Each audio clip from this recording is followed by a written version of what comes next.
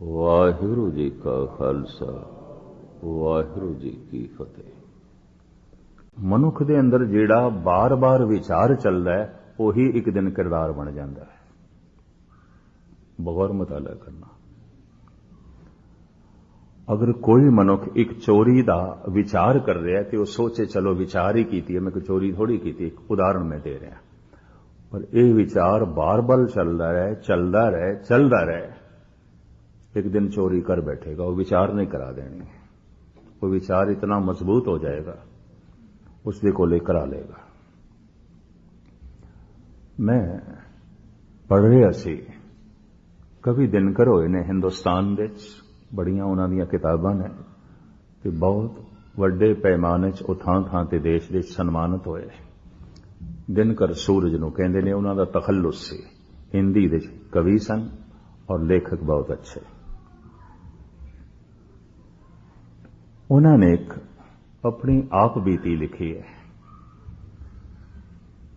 भावें वो जोड़ते ते अपने मित्र नाल ने, पर कुछ सियाणे कहते नहीं ये उन्हां दी जिंदगी की घटना हो सकती, पर यह परमात्मा जाने।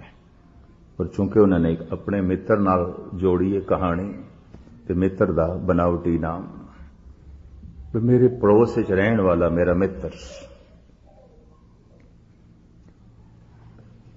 उसने कुछ सूद ते पैसे ले सन सामने मारवाड़ी को, और सारा पिंड उसे दा ही कर्जाई सी, और जिसने एक दफा कर्जा दे दिता जीवन भर उसका कर्जा चुकदा नहीं सी, सूद देंदियां देंदियां अगलियां दे प्राण निकल जाते सन। इसने भी लिया, कहंदा मेरे मित्र ने भी लिया, ते दिन रात उस दे अंदर ये विचार चलदा सी, इनू जे किधरे में खत्म कर दें तो सारे पिंड की जान छुट जाए, मेरा फंदा भी छुटे, सारे पिंड के लोग भी सौखे हो जान, सारे औखे ने दुखी ने। ठीक है, वक्त सिर काम ते देंदा है, जिन्होंने लोड़ है दे देंदा है, फिर जीवन भर खून चूसदा है, छड्डदा नहीं। ये रोज सोचन लग पिया क्यों ना इसनू मार दईए, खत्म कर दईए। हालांकि बाद ही घृणा भी पैदा होवे भी मैं पढ़ा लिखा कानून नू समझण वाला, मैं ऐसा क्यों सोचे, पर यह विचार चलदा सी, बार बार चलदा सी। दिनकर कहंदा एक दिन इसे ही विचारां दे हथों मजबूर होके गया, भावें पैसे लैण गया पर गला घुट दिता उसने, उसने मार दिता उसने। बाद विच उसनूं पछेमानी हुई, एवें की कर बैठा। तो मुख्तसर मैं अर्ज करा, भावें इस लिखत दे उत्ते 100 पन्ने रंगे ने कवि दिनकर ने, विस्तार सैर लिखे इस कहानी नूं, मैं एक छोटा रूप तुहाडे सामने रखिया। रोज दी विचार, हर वक्त दी विचार किसी वक्त किरदार बन जाती है। विचार मानसिक कर्म है और ये मानसिक कर्म ही शरीरक कर्म बन जाता है। विचार दे च परमात्मा की वडियाइयां कोई नहीं, विचार दे च परमात्मा नहीं है तो किरदार दे परमात्मा प्रगट भी नहीं हो सकता, यह भी मैं अर्ज कर देंगे। सोचनी च परमात्मा नहीं, विचारां च परमात्मा कोई नहीं। वो दयालु है, रहीम है, करीम है, निर्वैर है, निर्भय है, इस तरह की विचार ही कोई नहीं, इस तरह की सोचनी कोई नहीं। वो समदृष्ट है, ऐसी सोचनी कोई नहीं, ऐसे विचार ही नहीं चलते पे। इस मनुख दे किरदार दी समदृष्टि नहीं प्रगट होगी, निर्वैरता नहीं प्रगट होगी, क्योंकि विचार दे च ही नहीं। जो चीज विचार दे च नहीं वो किरदार दे च नहीं आउंदी। हुण मैं होर भी अर्ज करना, इसनूं धार्मिक लोग इस तरह कहते हैं, जो विचार है उही कृत बनते हैं, पर कदी कदी ऐसा होता है जो विचार दे च है वो कृत दे च नहीं है, और जो कृत दे च है वो विचार दे च नहीं है। कदी कदी ऐसा हो जाता है। अगर ऐसा है तो इसनूं गुरबाणी ने कहा पखंड। मनुख पखंड कर सकता है, कोई पशु पखंड नहीं कर सकता, कोई कीड़ा मकोड़ा पखंड नहीं कर सकता। कृत दे च ये दान कर सकता है, दाने दिखाई दे सकता है, विचार दे तल ते हो सकता है बेईमान होवे, गुस्ताखी ना हो। कृत दे दिखा सकता है मैं सत्संगी हाँ, रोज का सत्संगी हाँ, बैठा सत्संग दे, हो सकता है विचार के तल ते कुसंगत चल रही होवे, सत्संग दे बैठिया कुसंगत चल रही होवे, विचार के तल ते, सोचनी के तल ते। कृत दे चलो ये मत्था टेक रहा है, कीर्तन सुन रहा है, कीर्तन कर रहा है, कथा कर रहा है, कथा सुन रहा है, कृत, लेकिन विचार बिल्कुल इस तो उल्ट ने, बिल्कुल जो कुछ आख रहा है इस दे विचार ही नहीं ने, झुक रहा है लेकिन गुरु तस्लीम ही नहीं है, कबूल नहीं है। कृत दे कुछ होर ते विचार दे कुछ होर, इनू कहते पखंड। धन गुरु अर्जन देव जी महाराज कहते ने करम धर्म पाखंड जो दिसे, ये जो पखंड दिखाई दे रहे हैं कि कृत दे धर्म दिखाई दे रहा है पर विचार दे धर्म नहीं है, पखंड है। कृत दे धर्म दिखाई दे रहा है, जो दिसे जो दिखाई दे रहा है, तो दिखाई केड़ा देंदा इन्हां अखां नूं जो शरीर दे तल ते प्रगट होवे, जो मन दे तल ते वो दिखाई नहीं देंदा। थानू की पता मेरे विचार की ने, ते मैनू की पता है तुसी की सोच रहे हो, थोड़े विचार की ने, पर परमात्मा नू पता है। कहंदे ने सतसंगी दे अंदर, संत दे अंदर, भगत दे अंदर, अभ्यासी दे अंदर हर वक्त विचार दया दे चलते ने। कृत दे कदी कदी वो प्रगट करता है जिथे किधरे लोड़ पै जाए, पर दुष्ट दे अंदर हर वक्त विचारां दे कठोरता ही चलती है, दुष्टपना चलता है, माड़े विचार चलते हैं। कृत दे कदी कदी वो प्रगट करता है जिथे उसका मौका बन जाए।